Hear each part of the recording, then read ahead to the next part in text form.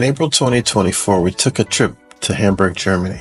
Interesting, the weather in April and November, because we went again in November, was quite similar. So it was a little warmer toward the end of April.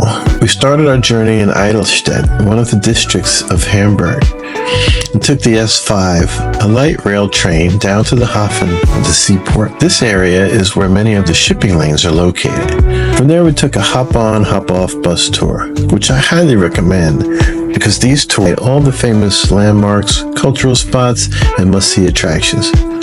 So the pictures I'll share represent some of the things we saw along the route. While I don't have all the names of all the landmarks, some sites stood out though, like an old public restroom that had been converted to a restaurant was featured on the tour.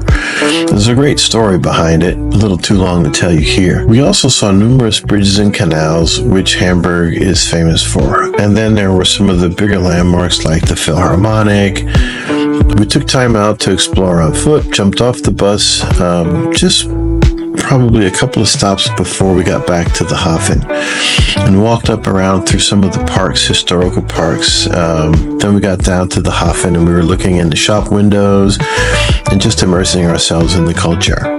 Now on our second trip to Hamburg in November, we skipped the hop-on, hop-off bus tour and opted for the light rail, but went straight down because it was a Sunday morning to visit the fish market and a major part of the city's charm. The fish market is located along the Hafen and features rows of booths and stands where vendors sell everything from clothes to cheeses to, you guessed it, fish and everything in between. What makes this market so unique is the lively atmosphere, with criers standing outside their stalls shouting about their specialties and inviting people to come take a look. Sit up.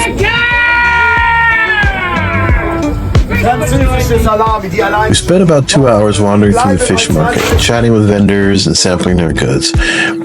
One vendor convinced us to try some of his fish, and of course we couldn't resist. Bought a few samples to take back home with us, and although we missed out on the smoked eel, it's something I'm gonna have to go back and get on my next trip there.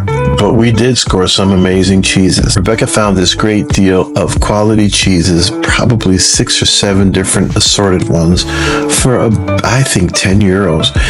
And the price was at least 30. So really good deal. And we loved them and left some with the family. At the end of our visit, we treated ourselves to fish sandwiches. You guessed it. One was made with tiny shrimp and the other was the famous fillet of white fish with a white sauce. Both were incredible and made the cold rainy day completely worth it. And after finishing up the trip to the fish market, we hopped back on the train, enjoyed a beer at the station, and returned to where we were staying. If you're planning a trip to Germany, I highly recommend, if it's on your route, stop in Hamburg, visit Hamburg. And if you're there on a Sunday morning, do not miss the fish market. Now it closes about 9 a.m. and all the people who were finishing up the nightlife down at the St. Pauli district end up at the fish market for breakfast. Hamburg is filled with cultural attractions and rich history. One of the oldest cities in Germany. 2 thumbs up for Hamburg. It is a must-see destination. And one more note. The airport at Hamburg, I loved it. From the ease of entry and exit to baggage handling and getting to your gate and everything, it was seamless. Hamburg earns 2 thumbs up for its airport. Hey, if you like this video, like and subscribe, and go back to the channel and check out our video on Munich, and look for some upcoming videos in cities like Nuremberg and Regensburg and Berlin.